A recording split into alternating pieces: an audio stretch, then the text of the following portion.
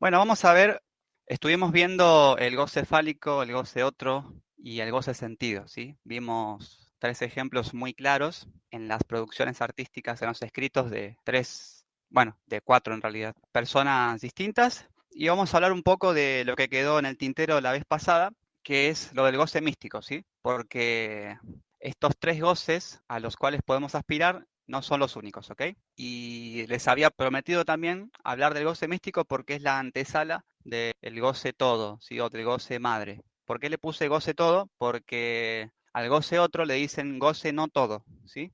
O también le dicen goce de la mujer, ¿sí? O goce otro, goce del otro. Y en contraposición, ¿sí? A esto de que el otro goce, ¿sí? Y fantasear un yo, siempre y cuando la cultura me acepte, ¿sí? Está esto del goce todo, que es un contacto directo con la satisfacción, ¿sí? Y es sentir que valgo por mí mismo, ¿ok? Sentir el valor en mí sin la mirada del otro, ¿sí? Es decir, como convertirme yo mismo en el único observador, ¿sí? Y en el que legitima el ser, el que provee esa completud, esa satisfacción que estoy buscando torpemente en la mirada del otro, ¿ok? Pero vamos a hacer un brevísimo repaso, ¿sí? Me gustaría comentar algunas cositas por si no quedaron claras con respecto a estos tres goces, ¿sí? Del nudo Borromeo.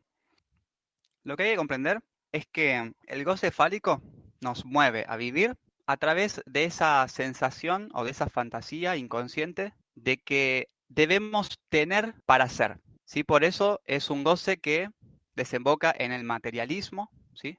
Y en la meritocracia, ¿sí? Y en todo tipo de usufructo, es decir, en todo tipo de búsqueda que hagamos para utilizar algo que está fuera de nosotros y obtener algo de placer, ¿sí? Entonces, lo que interpreta la persona que en casi todas las áreas de su vida solamente busca un goce fálico es que si no tiene, no es, ¿sí? Y cuanto más materialista es la persona, cuanto más tierra tiene en su carta natal, ¿sí? La gente de Capricornio, de Tauro, por lo general, porque en Virgo hay tierra, pero hay cierta humildad, más le pesa esto, ¿sí? Cuanto menos tiene, cuanto menos materia, menos adquisiciones, menos poder adquisitivo, menos estabilidad económica, ¿sí? Menos conquistas materiales y personales tiene, menos se siente que vale, ¿ok? ¿Por qué? Porque en este goce está esa fantasía de que para ser hay que tener, ¿sí? Y con ser me refiero a para sentirse pleno, para sentirse completo, para sentirse satisfecho y tranquilo, algo me dice que debo adquirir cosas, ¿sí? Y por encima de lo que es la supervivencia del sentido común, ¿sí? Porque es obvio que necesitamos cosas materiales para vivir, ¿sí? E incluso está bien aspirar a vivir cómodamente, ¿ok? Estamos hablando de algo que ya excede al sentido común, ¿ok? Que está por fuera, ¿sí? Y que ya se empieza a convertir en un modo de vida y en algo superficial, ¿sí? Y en una necesidad de mostrar la adquisición, de presumirla, ¿ok? Y de también de juzgarla en los demás y de envidiarla en los demás, ¿se comprende? A eso es a lo que vamos, ¿sí? Mientras que en el goce otro, la sensación es la de ser para tener, ¿ok? Lo que busca, ¿sí? La persona que está de este lado de la estructura, ¿sí? Que está de este lado, ¿sí? Del lado del esclavo, ¿sí? Del lado del otro, de la cultura, lo que pretende es tener la sensación, ¿sí? De que tiene eso que cree que le faltó en la infancia, ¿sí? El falo. ¿Y cómo lo hace? Siendo, ¿sí? Intentando que todo su cuerpo, toda su imagen más que el cuerpo, ¿sí? O sea, el cuerpo es la imagen del cuerpo, no el organismo, se convierta en algo que pueda ser visto. Y con visto nos referimos a aceptado, no solamente al ser visto estéticamente, ¿sí? También ser aceptado. Porque aquí también está el hecho de que nuestros padres estén de acuerdo con nuestra carrera, que elegimos en la adolescencia, ¿se entiende? Aquí está todo el deseo de agradar al otro y de hacer algo para pertenecer o para no ser rechazado por el otro, ¿ok? No solamente está el deseo estético de ser visto y deseado, está el deseo de pertenecer, de no ser excluido, ¿sí? De no ser renegado, exiliado de la familia, del grupo, de amigos, de la cultura que sea que habitemos, ¿ok? Entonces repasemos, ¿sí? Aquí está la fantasía de si no tengo, no soy, y aquí está la fantasía de si no soy, no tengo, ¿ok? Si no soy eso que la cultura espera que yo sea, ¿sí? En el caso de la mujer, lo que padeció durante siglos es si no soy bella estéticamente según los cánones y los estereotipos de belleza de mi época y de mi cultura, voy a sentir que no tengo falo, ¿sí? Que no valgo, que estoy mutilada, ¿sí? Por eso es que una pérdida en el goce fálico se supera muy fácilmente, ¿sí? Duele, por supuesto, pero es un dolor más localizado, ¿sí? Un clavo saca otro clavo. En cuanto encontramos un objeto de deseo, ¿sí? Nuevo, que nos llame bastante la atención, ¿sí? o que nos vuelva a producir ese shock de dopamina, ¿sí? Que habíamos perdido y que incluso le dio lugar a toda una neuroquímica del dolor y del malestar más que de la satisfacción cuando encontramos algo nuevo con qué jugar, ¿sí? Con qué entretenernos o una persona nueva a la cual conocer o que estamos descubriendo, ya nos olvidamos de que nos faltaba algo, ¿ok? Porque el goce fálico es así de básico, así de superficial, así de sencillo.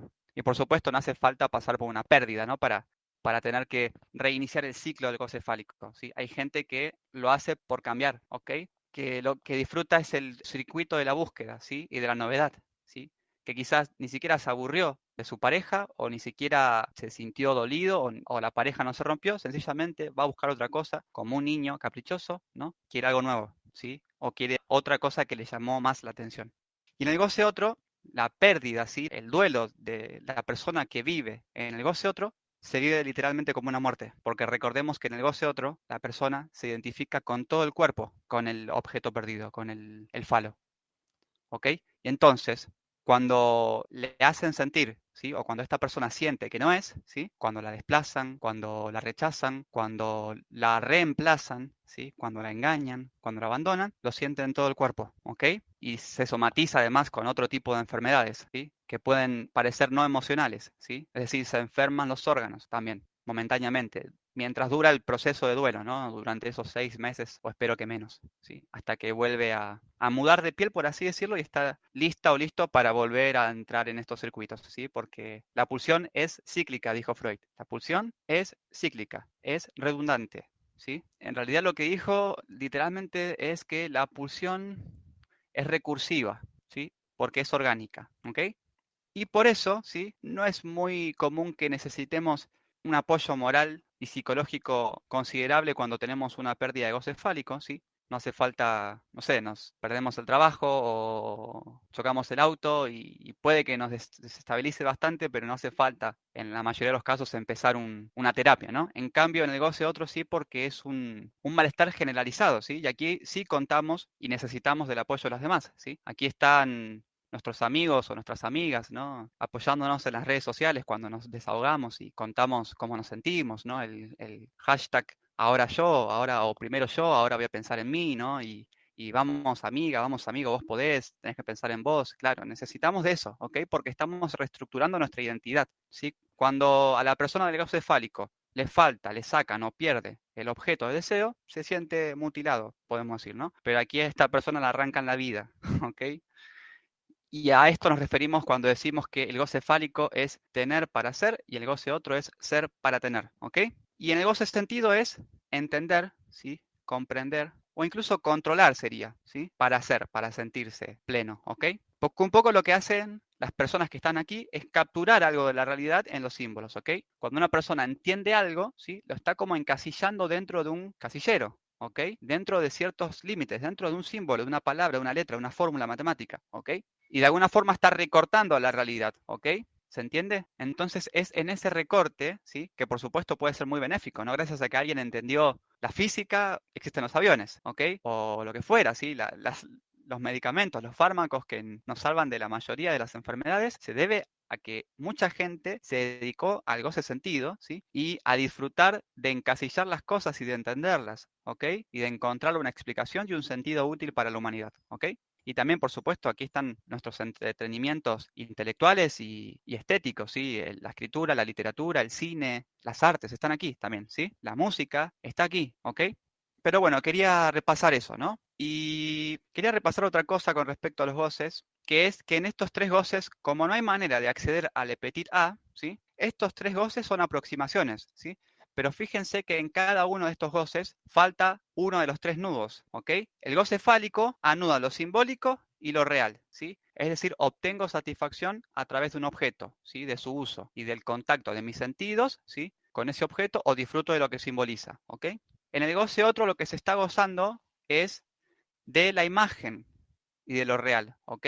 Anuda la imagen, el cuerpo y lo real. Es decir, siento o fantaseo que mi cuerpo tiene algo que ver con el deseo y con el objeto de deseo, ¿sí? Pero falta lo simbólico. Por eso es que aquí no hay certeza de nada.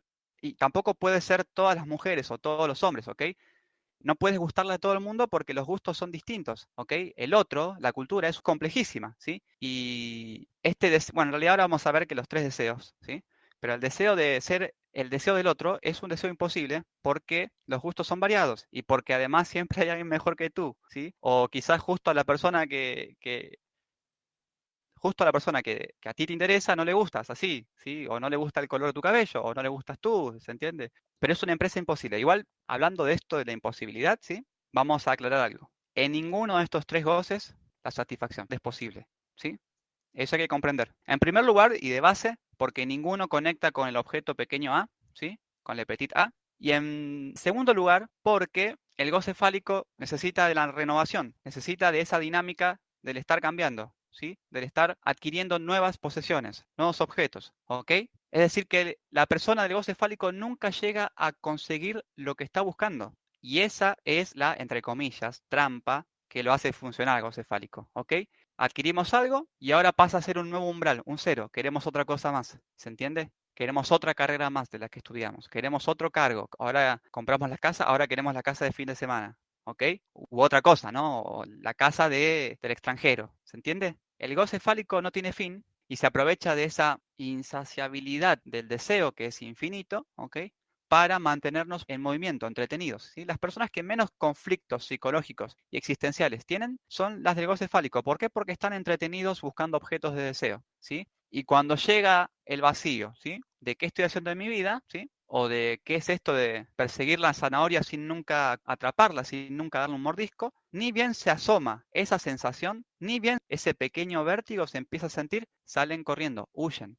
¿Qué hacen? Se abrazan al primer objeto de deseo que encuentren, sea una persona, sea una adquisición material, sentimental, profesional, lo que sea. ¿Sí? Se mantienen siempre con la cabeza y con las manos ocupadas para no tener que reflexionar sobre qué es el vacío, sobre qué es la falta, la carencia, sobre qué estoy intentando llenar con este vicio, con esta compulsión de comprarme cosas, de cambiar de pareja, de cambiar de carrera, de profesión, de vocación, ¿ok?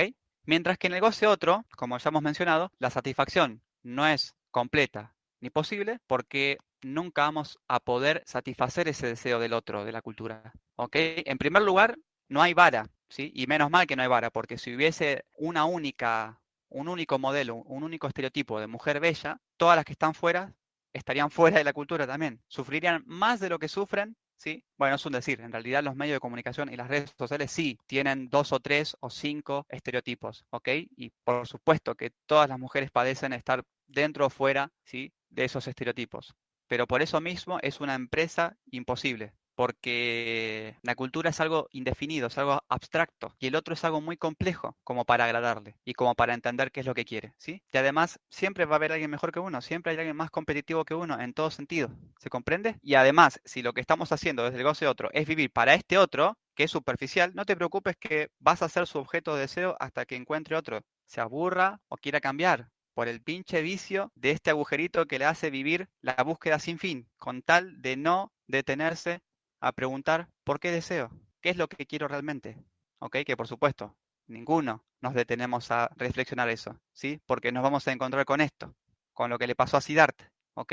Si nos detenemos, si paramos la rueda del goce fálico, del goce otro y del goce sentido, nos vamos a encontrar con esto, ¿sí? ¿Y qué hacemos cuando nos encontramos con que nuestro corazón, nuestro cuenco del deseo, en realidad es un saco roto, ¿sí? Que nunca se va a llenar con nada? ¿Qué es lo que nos queda hacer?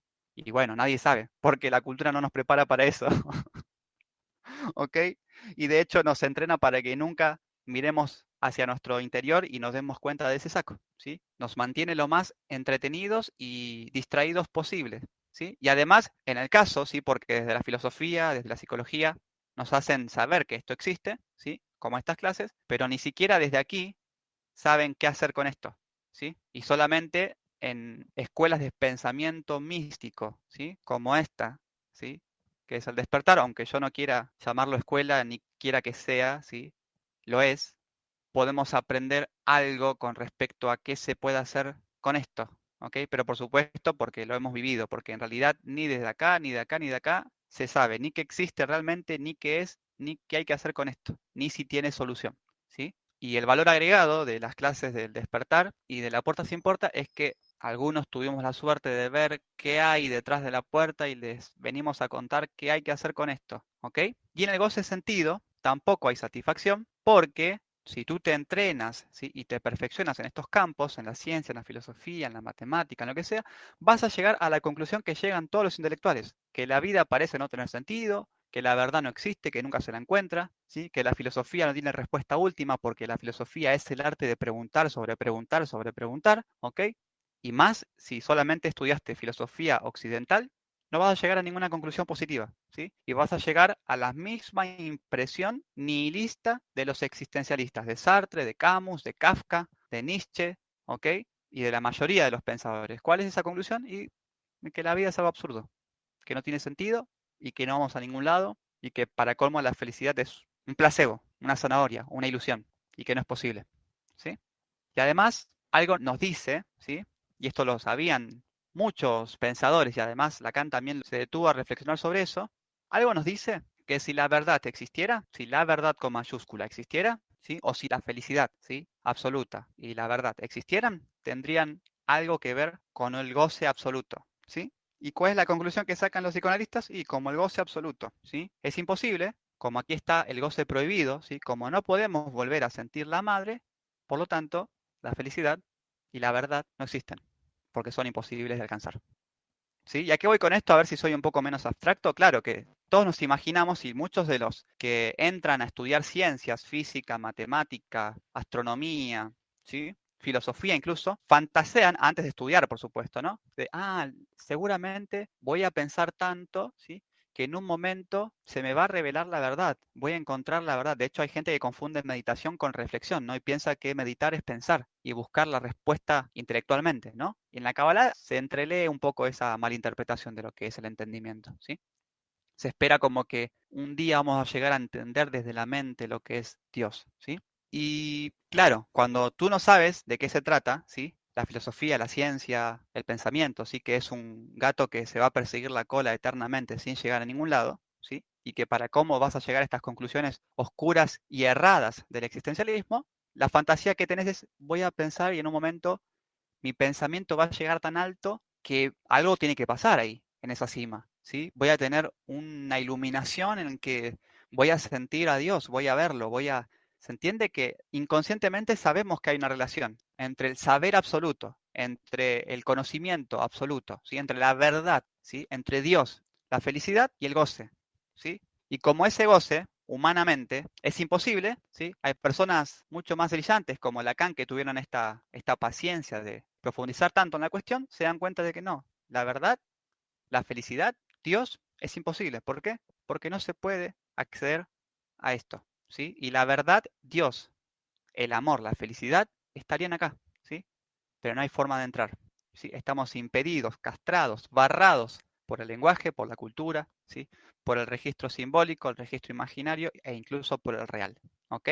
Por eso ya veremos después que personas como Buda dicen eso, ¿sí? De lo que les estoy hablando, el despertar, está más allá de lo que se puede imaginar y de lo que se puede pensar, ¿ok? Es decir, no podés alcanzarlo con la imaginación, ni con el razonamiento, ni con el pensamiento. Claro, porque está fuera, está aquí, ¿se entiende? Está en esta zona, en esta singularidad, ¿sí? Donde ninguno de los registros entra, ¿se entiende? Entonces decíamos, ¿cómo vas, chicos? ¿Se escucha bien? Muy bien, sí. Muchísimas gracias. Ángela, ¿cuántos minutos vamos? 27. Ah, genial, bárbaro. Muchas gracias, gracias, gracias. Entonces, algo nos dice, y es una conclusión acertada, ¿sí? Que hay una estrecha relación entre el goce, el saber y la satisfacción, ¿sí? De hecho, el psicoanálisis y las psicologías funcionan, ¿sí? Porque nosotros llegamos faltos de goce, ¿sí? Llegamos insatisfechos, angustiados, tristes, deprimidos, lo que sea, faltos de goce, ¿sí? Y creemos inconscientemente que del lado del analista, ¿sí? Del lado del terapeuta, hay un saber, ¿sí? Que sabe lo que nos pasa y que nos va a ayudar. Claro que sabe, tiene herramientas, no es que sabe lo que te pasa. Tiene herramientas y te va a ayudar a que tú recuerdes o entiendas lo que te pasa, ¿sí? El ovillo enredado lo tienes tú. Y el hilo que enredaste, ¿sí? La lana que enredaste, es una línea que une dos puntos A y B en vos, dentro tuyo, ¿ok? Lo único que va a hacer es ayudarte imparcialmente a que veas que lo enredaste y cómo lo enredaste, ¿ok? Pero la que termina sacando la conclusión eres tú. Y también la terapia nos conduce a una satisfacción, ¿sí? a que recordando y desenrollando y desenredando ese ovillo, lloremos lo que tengamos que llorar, riamos lo que tengamos que reír, insultemos, blasfememos lo que tengamos que gritar o que hagamos lo que sentimos que tenemos que hacer y que hace rato estamos postergando, así como la gente que tiene reprimida su sexualidad, por ejemplo, ¿ok? Lo que fuera que está bloqueando nuestro flujo vital, ¿sí? Nuestra felicidad, digamos, o nuestro deseo, lo que sea que está estrangulando nuestro deseo, porque lo que le pasa a la persona que llega a la terapia es que tiene el deseo estrangulado, por alguna razón, ¿sí? Por abandono, porque me abandonaron, porque me hirieron, porque no sé qué me pasa, lo que fuera, ¿ok? Y lo que hace el analista es ayudar a que dejes de pisar tú mismo esa manguera, ¿ok? Ese conducto y que vuelvas a conectarte con el circuito de la satisfacción, ¿ok? Entonces, es muy acertado establecer esta relación, ¿sí? Entre el goce, el saber y la satisfacción, ¿sí? Y por supuesto, también es acertado extrapolarlo y decir, entonces, si el goce tiene que ver con el saber, ¿sí? Y con la satisfacción. Entonces, ¿me equivoco al pensar que un saber absoluto, la verdad, Dios, el entendimiento de todo, tiene que estar acompañado de un goce absoluto y de una satisfacción absoluta? Claro que no. Estás en lo cierto, ¿sí? Si hubiera la forma de alcanzar el entendimiento de todo lo que existe, ¿sí? Que es lo que en Oriente llaman el despertar, ese eureka, ese encuentro de la verdad, debería venir acompañado de la experiencia más tremendamente gozosa y satisfactoria posible. ¿Se entiende? Y por eso los psicoanalistas dicen, la verdad, con mayúscula, es algo imposible, porque no hay manera de obtener un goce absoluto, ¿sí? De hecho, a lo sumo, lo más placentero que podemos sentir quizás está en el orgasmo, pero más allá de eso, y el orgasmo no es, como dice la Kabbalah, ni una sesentava parte de lo que es el Olam Atzilut, el estado de unión con todo, ¿sí? El despertar, el nirvana. ¿Se entiende? Entonces, entendemos que este saber, ¿sí? El encuentro con el objeto A implicaría atravesar un goce prohibido, ¿sí? Es decir, volver a entrar al jardín del Edén del que nos expulsaron de alguna forma metafórica, ¿sí? Por eso nuestro ensayo, ¿no? De regreso a la madre, volver a la madre, ¿ok? Y como volver a la madre es algo imposible, literal y metafóricamente, este goce está impedido para nosotros, ¿ok? Y es el principio de nirvana, ¿sí? Estamos relacionando todas estas cosas que son sinónimos, ¿sí? El goce prohibido perdido es el principio de nirvana, ¿sí? Y a la vez el principio de nirvana es la muerte del sujeto, el yo, ¿sí? No la muerte física, no la muerte del organismo, quiero decir, ¿sí? No la muerte del real, la muerte del cuerpo, de la imagen, ¿sí? Recuerden que el niño cuando estaba en este principio de nirvana no distinguía dónde terminaba su cuerpo y dónde empezaba el de la madre, ¿ok? No había un yo, esto es pretérito, es anterior al yo, ¿ok? Por eso es la muerte del sujeto, a eso nos referimos, ¿ok? Y además la muerte del sujeto porque aquí no había deseo, ¿sí? El bebé en la panza está tranquilo porque no puede desear, claro, no desea porque no conoce nada, no sabe lo que es degustar un dulce, ¿ok? Porque no lo probó todavía, y además todo lo que necesita está siendo suplido por el cordón umbilical, ¿sí? Y al no haber conocido nunca el placer, no tiene adicción al placer y entonces no lo va a buscar, tiene todo lo que necesita, ¿ok? Es la quietud pulsional, ¿sí? La muerte del deseo porque no nació todavía el deseo, no porque el deseo haya muerto, ¿se entiende? El deseo está todavía quieto, ¿sí? La pulsión no existe. Y por ende, el deseo no existe. ¿Y qué es lo que somos los seres humanos? Somos sujetos deseantes. Si un día dejáramos de desear, ¿qué pasaría? Dejaríamos de ser humanos, ¿sí? Porque nos sentiríamos absolutamente satisfechos, ¿ok? Y qué casualidad que Buda haya dicho, lo primero que dijo cuando empezó a hablar luego de alcanzar el despertar es el origen del sufrimiento es el deseo, ¿ok? Como diciendo, si tú puedes dejar de desear, te conviertes en un Buda, ¿sí? Y después interpretarlo como quieras, ¿no? Quizás esté equivocado, ¿no? Uno nunca lo sabe hasta que lo ve. Y hay una relación estrecha, y esto es palabra de los psicoanalistas, tanto de Freud como Lacan, entre el amor, el deseo, la satisfacción y la muerte, ¿sí? Por eso, en Francia, al orgasmo le dicen la petite mort, la pequeña muerte, le llaman al orgasmo, ¿sí? Y Osho también hablaba, ¿sí? De que el orgasmo, esto lo hablaba del sexo a la superconciencia, ¿sí? Y en los libros, en las charlas que dio con respecto al sexo tántrico y al tantra, de que el orgasmo es lo mismo que el despertar, solamente que es una pequeña cuota, ¿sí? Una octava menor, ¿sí? Es una pizca, un adelanto, ¿sí? Un ápice, una probadita de lo que nos espera, ¿ok? Y la muerte de quién es la petite mort, es la muerte del ego, que es la médula de la filosofía de Osho y de Buda, por supuesto, ¿no? Porque Osho en realidad está parafraseando la doctrina del anatta de Buda, del no ego. Anatta significa sin sí mismo. An, sin, y ata, sí mismo, tal cual es, sin sí mismo. ¿Ok? Ya que vamos con esto, pongo un pequeño ejemplo y cerramos esto de esta introducción. ¿Recuerdan lo que pasa? Bueno, ¿qué es lo que, por qué la persona del goce fálico huye cambiando de juguete? Para no enfrentarse con esto, con la petite mort, ¿ok?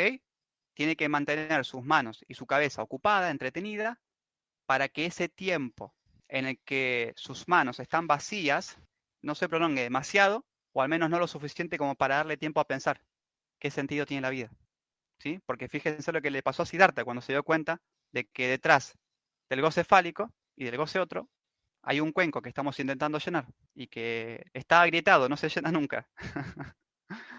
¿Ok? Y por ejemplo, el negocio otro, ¿sí? Cuando esta muchacha del ejemplo que pusimos, ¿no? Que se siente desplazada por el amor de su padre, ¿no? Se siente la segunda. La razón por la cual luego busca en su pubertad, en su adultez, hombres que la engañen, ¿sí? Que le hagan sentir la segunda, obvio que es para confirmar, ¿sí? En primer lugar es para cumplir, dirían los metagenealólogos, los biodecodificadores y los consteladores, ¿sí? Y los psicoanalistas, por supuesto. Es para confirmar, es para cumplir el deseo de ser el deseo del papá, ¿sí? Es decir, como mi padre me quiso siendo la segunda y como no puedo ser el amor exclusivo de mi padre, me busco un hombre que me haga sentir lo mismo, ¿sí? Como para realizar ese deseo inconscientemente. Por más que por el lado consciente yo esté pataleando y sufra y hasta puedo llegar a querer suicidarme porque no tiene nada que ver, se comprende, no es que porque realicé el deseo inconsciente estoy feliz. No, al inconsciente le importa un comino lo que vos vivís por el lado consciente. Eso es lo que hay que entender. Por eso hay que salir de los fantasmas y de las fantasías y de los patrones. Porque el inconsciente lo único que va a cumplir el patrón, el contrato, el deseo inconsciente. ¿Se entiende? Después vos arreglátelas como puedas del lado de la conciencia. Arreglátelo como puedas. Si te duele, lo siento, yo entendí esto y vos no elegís otra cosa. Porque si te das cuenta, como dice Jung, ¿no? Si vos te das cuenta de lo inconsciente, si vos echás luz con tu conciencia a tu parte inconsciente, ¿sí? Dejas de repetir el patrón y te das cuenta de que no era tu destino, de que no era que tenías mala suerte, de que no era que tenías mal karma, es que estabas eligiendo siempre lo mismo, la misma situación, el mismo tipo de hombres, ¿sí? Hay una psicóloga psicoanalista argentina, muy extremadamente feminista, que se llama Silvia Freire, que dice algo genial, ¿sí? A pesar de ser feminista, ¿sí? Porque podría decir todo lo contrario al tener un velo ideológico, ¿no? Pero fíjense lo que dice, ¿sí? Que es hasta antifeminista, pero claro, ella lo ve en sus consultorios y dice la verdad, dice, las mujeres nos encontramos solamente con dos tipos de hombres, con los que no se parecen en nada a nuestro padre y con los que se le parecen en todo. Y adivinen cuál no conocimos todavía. Eso dice Silvia Freire, psicoanalista, feminista argentina. ¿A qué vamos con esto? Que esta muchacha del ejemplo, ¿sí? Cuando busca un hombre que la engañe, ¿sí? Y a veces hasta inconscientemente hace cosas para que lo engañe. Eso es otra cosa, ¿eh? ¿Sí? Eso es un paréntesis. El hombre puede ser un hijo de puta sin que la mujer le dé ninguna razón, ¿sí? Y por lo general, de este lado, de esta ecuación, hay mujeres que se entregan absolutamente. Hay mujeres que saben amar, ¿sí? O que hacen lo que pueden amando desde el goce otro, ¿sí? Y se encuentran con un goce fálico, con un hombre que se aburrió o que encontró algo que le llamó más la atención, ¿sí? Y ahí surge el conflicto, ¿ok? Pero a lo que iba, sí, y por la razón por la cual abrí ese pequeño paréntesis, pero que no es en todos los casos así, es que hay un patrón, sí, en este tipo de muchachas, que es que cuando ya huelen, cuando ya intuyen que el hombre está en otra, sí, porque se delatan solos, ¿no? Está menos pendiente de uno, se interesa menos sexualmente, ¿no? Están otras cosas, percibimos la culpa, percibimos la distancia del otro, percibimos todo, ¿no? Especialmente de la mujer. Y cuando solamente hace falta hoy en día, ¿no? Ver la conversación de WhatsApp y confirmarlo, ¿sí? O llamar a la otra y que nos atienda la segunda, la primera en realidad, ¿no? La segunda seríamos nosotros. Ya en ese momento antes, lo que pensás conscientemente es, no, yo lo único que quiero es saber la verdad, así estoy tranquila. Yo quiero saber, asegurarme de que me está engañando, de que no estoy pensando cualquier cosa y yo estar tranquila como diciendo, a mí me basta averiguarlo, confirmarlo y ya está. Me olvido, cierro la puerta, rehago mi vida, ¿sí? Empiezo mi vida en otro lado, con otra persona, bla, ¿no?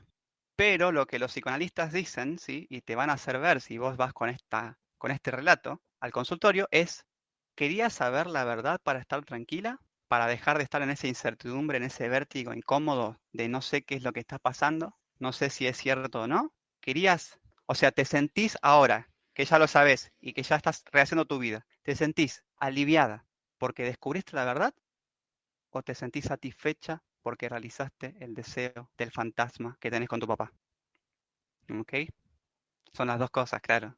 Son las dos cosas, ¿sí? Y ojo, por las dudas aclaro, ¿sí? Porque abrí un paréntesis y no quiero confundirlas. No quiere decir, porque en muchos casos se da esto, ¿sí? Del goce fálico en el otro, y no quiere decir que estás buscando como que te engañen o estar sola como para seguir idealizando a tu padre, que también puede ser, ¿eh? Hay muchas personas, le sucede a la mujer de Capricornio, Sol en Capricornio, mucho, que si tiene una buena relación con su padre, lo idealizó, tiene un padre idealizado, ¿sí? Y no lo puede destronar nadie. Y se busca hombres, independientemente de cómo sean estos hombres, ¿sí? Pero siempre los compara con esa omnipotencia de su padre, ¿ok?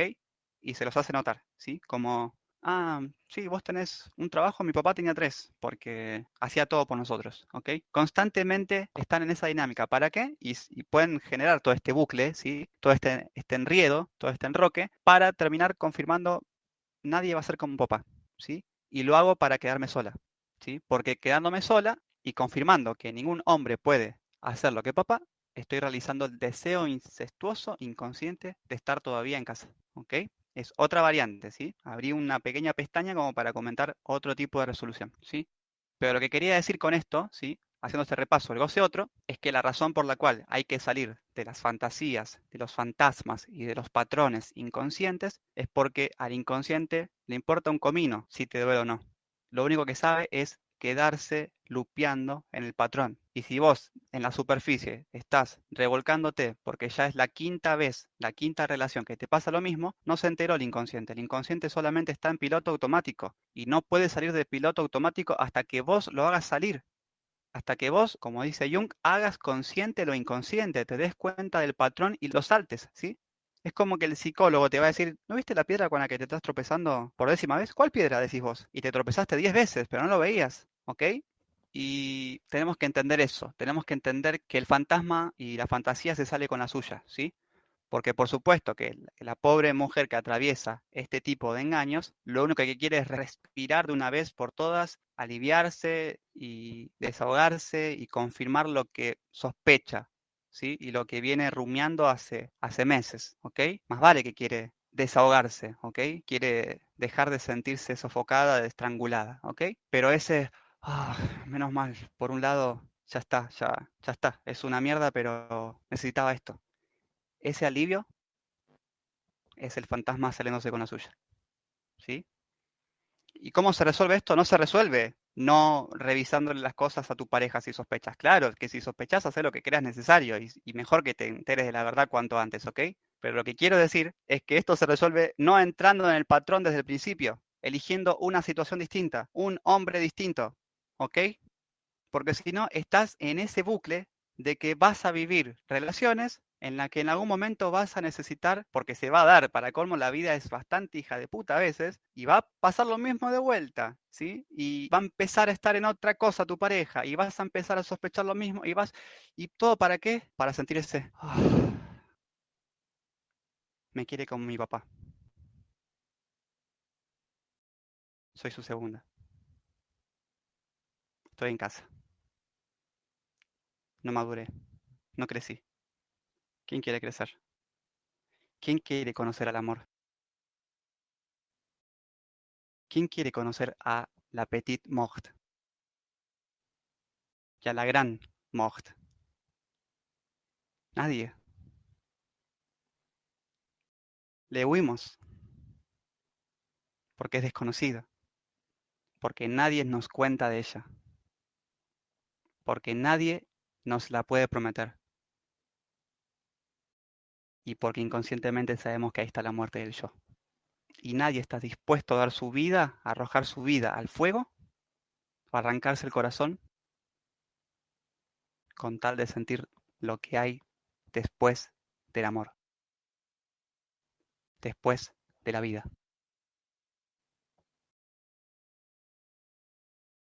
Casi nadie. ¿No? Casi nadie.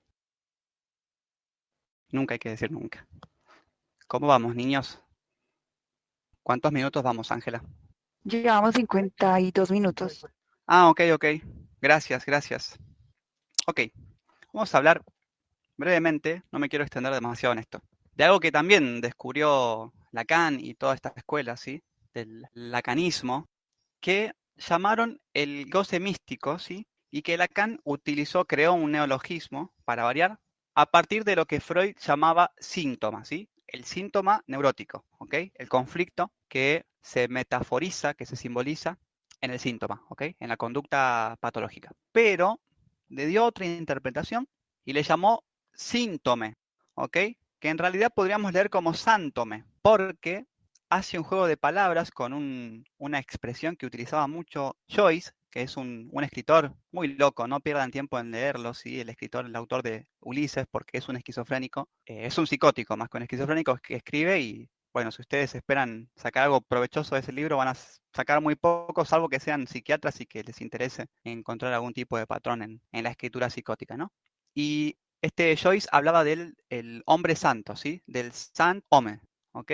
Y por esto del sántoma, ¿sí? Y además hizo un juego de palabras con Santo Tomé, Santo Tomás, ¿sí? Santo Tomé, místico, ¿no? Del cristianismo. Y esto del goce místico, ¿sí? Es un goce por fuera de la cultura, así que está por fuera del goce fálico, el goce otro, el goce sentido, que es otra forma de relacionarnos también con el goce, ¿sí? Otra forma de obtener satisfacción, pero que por supuesto no es a través de ninguno de los objetos de estos tres goces, ¿ok?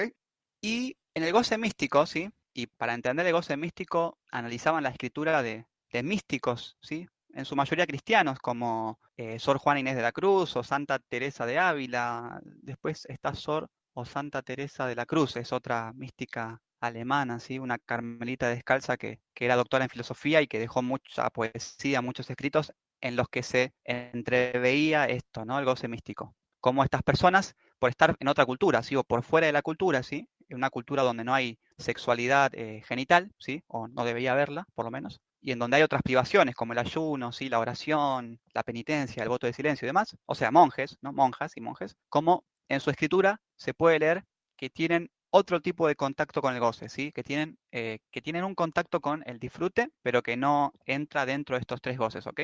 ¿Y para qué nos sirve a nosotros? Nos sirve para entender, en realidad, la palabra, ¿sí? De los místicos que en el despertar son de referencia, ¿sí? Buda, Osho, por ejemplo, Milarepa, que es un maestro budista, que es el padre del primer fundador del budismo tibetano, y por supuesto, todo lo que han visto en las clases del despertar y de la puerta sin puerta, que son aforismos que podría decir mi ego, que son míos, ¿no? Pero que mejor dicho, escuché que la vida me cantó y que yo escribí como pude, ¿no? Y más que nada para que entiendan, ¿sí? Por qué los místicos que tuvimos cierto acceso al objeto A, hablamos así, ¿sí? ¿Por qué hablamos con contradicciones, ¿sí? Y cómo eso es algo muy poderoso, ¿sí? Porque nos deja dos moralejas. Primero que algo que es contradictorio a nivel lingüístico puede estar diciendo una verdad muy profunda, ¿sí? Y por otro lado, también nos enseña a amigarnos con la contradicción, ¿sí? Porque en las contradicciones sucede lo más poderoso, ¿sí? De hecho, del encuentro contradictorio entre un macho y una hembra, entre un hombre y una mujer, surge la vida, surge el uno. Se comprende que es lo más poderoso que hay encima y que somos todos nosotros ese uno, ¿ok? Todos nosotros somos el encuentro contradictorio de nuestros padres y de todo, ¿sí? Y la síntesis de todo. Bueno, esto lo voy a explicar en otra clase, ¿ok? Que todo lo que hacemos, decimos y simbolizamos tiene estas cuatro dimensiones que son las tres del nudo Borromeo más la madre, ¿sí? El objeto A, de petit A. Ya lo vimos igual de alguna forma cuando analizamos el chico de la sodita, ¿sí? Desde lo simbólico, lo imaginario y lo real. Vamos a ver los ejemplos del goce místico que ya hemos visto, ¿no? Lo que dice el goce místico, ¿sí? Es que la persona que escribe, ¿sí? O que habla o que vive, utiliza dos elementos contradictorios y opuestos, ¿sí? Como para señalar algo en el medio, ¿sí? Como decimos siempre, ya lo veremos. Esto es un verso de un patriarca zen, ¿sí? Que ya hemos leído. Dice, está hablando de algo, ¿no? Y tenemos que tratar de entender de qué está hablando. Cuando tratas de verlo, no puedes verlo, ¿sí? Y faltaría un verso, ¿sí? Que sería, pero cuando no lo ves, lo ves, ¿sí? Porque después vamos a ver que hace siempre ese ping-pong, ¿sí? Primero dice una cosa y luego se contradice absolutamente, ¿sí? Cuando tratas de verlo, no puedes verlo, pero cuando no lo ves, ¿sí? Luego dice, no puedes agarrarlo, pero tampoco podés perderlo, ¿sí? Como diciendo, no lo puedes agarrar, pero ya lo tenés.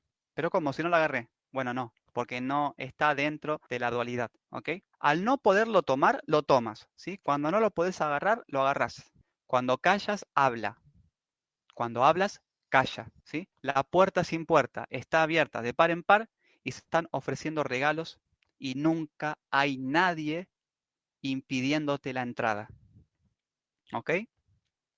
Y este es mucho más sencillo, este es un koan. Un koan es un acertijo que un maestro le hace a un discípulo, ¿sí? Como para probarlo. Y este es el koan más popular que existe, ¿sí? Más allá de que hay otros dos más conocidos, ¿no? El de si un árbol cae solo en el bosque y no hay nadie ahí para oírlo ni para verlo, ¿cómo suena? ¿No? ¿Cuál es su sonido? Bueno, eso es un koan, ¿sí? Es un enigma, un acertijo sin respuesta dual, ¿no? Hay otro que es muy conocido que es ¿cuál es el sonido de una palma sola aplaudiendo? ¿Sí? Sin la otra. No suena, ¿no? Uno respondería, bueno, aunque nos quieren llevar a otra cosa, ¿sí? No a responder eso, que es lo obvio. Y el koan es muy sencillo y dice lo siguiente, ¿no? Supongamos que nosotros hayamos tomado los votos, nos hayamos rapado la cabeza, hayamos abandonado todo, nos paramos frente a un maestro zen que está meditando, tenemos la osadía o el atrevimiento de molestarlo, de interrumpirlo, y cuando lo vemos despierto, cuando lo vemos con los ojos abiertos, le decimos, maestro, ¿qué es el despertar? ¿Sí? Y el maestro te respondería, es algo que no nace y que no muere, no empieza y no termina, no se mueve ni está quieto. ¿Qué es? ¿Ok?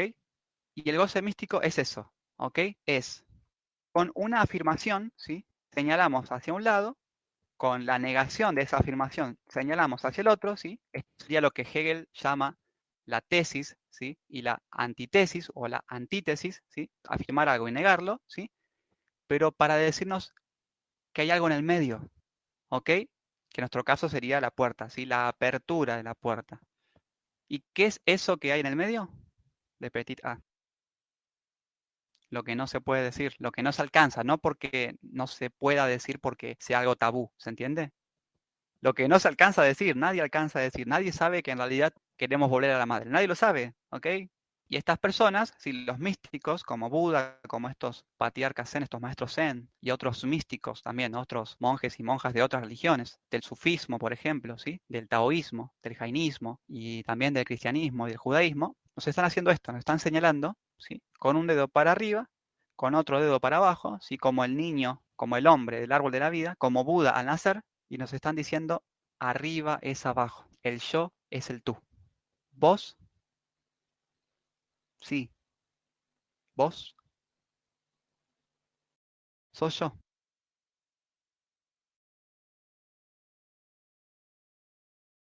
Y el que no lo somos es una ilusión. ¿Ok?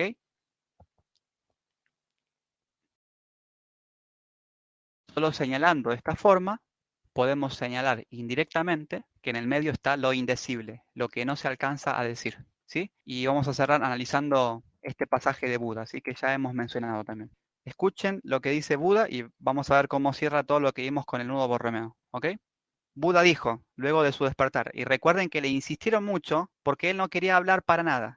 Cuando habló, les dijo a sus amigos, a sus monjes, a sus discípulos, ¿sí? Que le decían, por favor, contanos lo que viste, qué viste, cómo lo hiciste, cómo lo alcanzaste. Y él les dijo, existe, oh amigos, un lugar que no está en ningún lugar, que no se puede entender, que no es nada y que tampoco se puede conocer ni desconocer. ¿Sí? Fíjense cómo aquí está hablando de el registro simbólico, ¿sí? Dice, no se puede conocer ni tampoco desconocer. No puedes aprenderlo ni desaprenderlo. Y si no puedes aprenderlo, entonces ya lo sabes. Pero ¿cómo lo sabes si no lo aprendiste? Ah, esa es la clave. Ya lo sabes entonces. ¿ok? Pero a la vez no lo sabes por qué, ¿sí? Se refiere al registro imaginario, ¿ok? Ya veremos en el siguiente verso que es mucho más claro esto, ¿sí? Y también con esto de que un lugar que no está en ningún lugar se refiere a que olvídate de la noción de lugar, ¿sí? De la noción dualista de espacio y tiempo, ¿ok? Porque estoy hablando de algo que es trascendente, ¿sí? Que no está por fuera del espacio-tiempo, pero que para que lo entiendas tenés que entender que no se parece en nada al espacio-tiempo. Yo les digo, oh amigos, que ahí no se entra, de ahí no se sale, que ahí no se permanece, que ahí no se muere ni se renace. Carece de fundamento, carece de actividad, no puede ser alcanzado por el pensamiento. Es el fin del sufrimiento. Buda.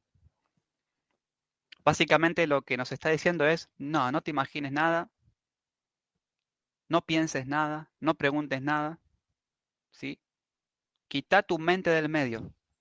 Tu mente y tu ego, ¿sí? Tu mente que quiere entenderlo y tu ego que quiere alcanzarlo están de más. Correlos, correlos. Solo necesitas un corazón. Todo lo demás está de más y es accesorio. ¿Ok? Como digo siempre, la puerta sin puerta la atraviesa el corazón. ¿Sí? La mente crea el abismo y el corazón lo cruza. Sin ningún problema. Por ningún puente. El corazón vuela. Es cuántico. Ya estaba del otro lado antes del que el abismo se haya terminado de... ¿Sí? Es como una flecha certera en el blanco de la vida. ¿Sí? Y fíjense lo que nos dice, ¿sí? Por eso la puerta sin puerta. ¿De qué lado está? ¿De qué lado se entra y de qué lado se sale? ¿Sí? En la puerta sin puerta. Da lo mismo, ¿no? Porque estamos dentro, entonces. Y a la vez estamos fuera. Depende de dónde lo mires, ¿no? Bueno, ahí no se entra, de ahí no se sale, ¿sí? Es decir, ya estás adentro y a la vez no. ¿Se entiende? Y no puedo no explicarlo con una contradicción. Porque si no es contradictorio, entonces no es verdad. Y no está señalando nada. Hay que contradecirse para poder señalar lo que las palabras no pueden explicar. El objeto pequeño a, de petit a. ¿Ok? Y esta es la forma. Esto es un poco, es decir, si uno no entiende a qué va, ¿sí? Y si uno no entiende que es más bien un sentimiento, una experiencia, una vivencia, lo que están queriendo contarnos los budas, ¿sí? Los místicos con estas palabras, uno va a pensar que es una cháchara, una habladuría, ¿sí? Que es metafísica, que es un juego de palabras, ¿sí? Que es un enredo de palabras o retórica, ¿se entiende? O que es filosofía, y no, no es nada de eso, ¿ok?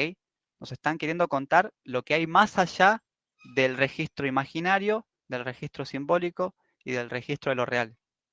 Nos están diciendo qué es lo que se siente darle una probada al objeto A. ¿Ok? Y hay que entender eso. ¿Sí? Esto nos sirve para entender porque la mayoría de las clases de la puerta sin puerta van a ser muy similares. ¿Ok? Siempre vamos a estar utilizando este tipo de metáforas, ¿sí? De escrituras, porque es la única forma de ponerlo en palabras. ¿Ok? Y además porque es muy acertado, chicos. Ya veremos en la clase del 12 de agosto, cuando hablemos del amor, ¿sí? Del amor en toda su amplitud y específicamente del amor de pareja entre personas absolutamente sincronizadas, ¿sí? Lo que se llama el alma gemela, que sucede esto, ¿sí? Que no puedes describir al otro sin describirte a ti, porque cuando te encuentras con una persona que para colmo estaba sincronizada contigo desde que ambos nacieron, desde sus propias cartas natales, no va a hacer falta mediar ningún tipo de palabra ni de explicación. Porque sin que ninguno de los dos diga nada, ya entre tu cuerpo y el cuerpo de esa persona, del ser amado, se va a mecer un mar.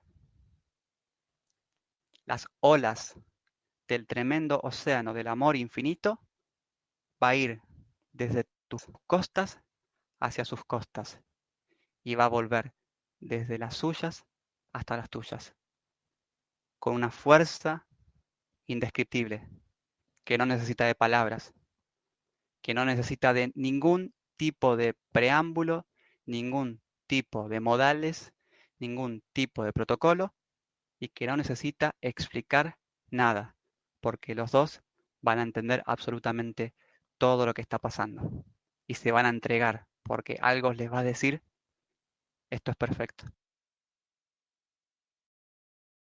¿Sí? Cuando el amor, cuando el vaivén de este mar tremendo del amor empieza a balancearse entre dos cuerpos que se aman,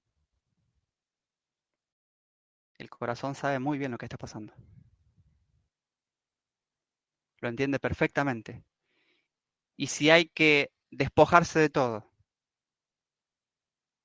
de la vida, del ego, de los fantasmas, de la fantasía, de los traumas, del orgullo, de todo, con tal de nadar juntos en ese mar, va a ser muy fácil. No va a ser ningún problema. Antes de terminar de enumerar qué es lo que había que sacarse para nadar en ese mar, ya van a estar nadando. ¿Ok? ¿Y por qué esta clase del goce místico? Porque nos enseña que en la contradicción hay un tesoro. La contradicción es una X que señala dónde está enterrado el tesoro. ¿Ok? Con una afirmación hacemos una línea, con la negación hacemos la otra, y ahí donde se cruzan las líneas, en esa intersección, ahí está el tesoro. Profundo, ¿ok? Pero está ahí, lo aseguro. Y lo hermoso de la contradicción, ¿sí? Y de utilizar este tipo de escritura, ¿sí? De poesía, ¿sí? Estos aforismos de la contradicción, es que te permiten describir lo que no se puede describir con palabras. ¿Por qué? Porque cuando estés con el amor de tu vida, no vas a confiar en él porque lo conoces. Va a pasar algo muy extraño, mágico y hermoso, que es que vas a confiar en él porque te conoces. Y porque están tan entrelazados que sabes que la única forma posible que hay de que el otro la cague es que vos la cagues primero. Porque te das cuenta de que todo lo que hace el otro es un reflejo de lo que vos sos y de lo que vos haces. Y es una magia muy sencilla. ¿Querés que el otro te ame? Ámalo.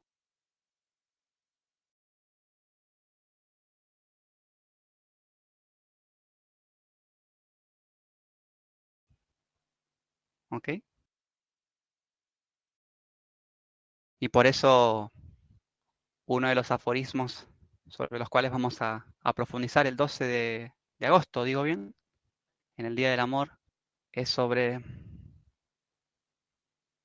el que dice, amar es mirarme desde mis otros ojos, ¿sí? Desde los ojos de mi ser amado.